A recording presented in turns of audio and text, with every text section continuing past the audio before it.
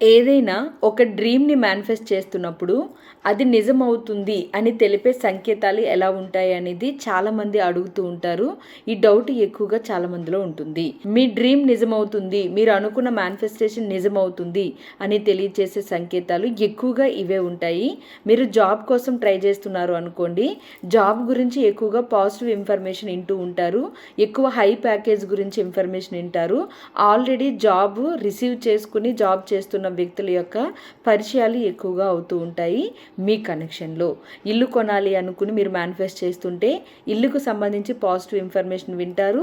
ఇంటికి సంబంధించి ఎక్కువగా ఇన్విటేషన్స్ అంటే గృహప్రవేశం ఇన్విటేషన్స్ రావడము, లేదంటే మీరు ఇంట్లోకి కొనాలి అనుకున్న వస్తువులు ఎక్కువగా మీకు కనిపించడము, ఇలాంటివి జరుగుతూ ఉంటాయి ఇల్లు కనెక్షన్లో మేనిఫెస్ట్ చేస్తున్న వాళ్ళకి.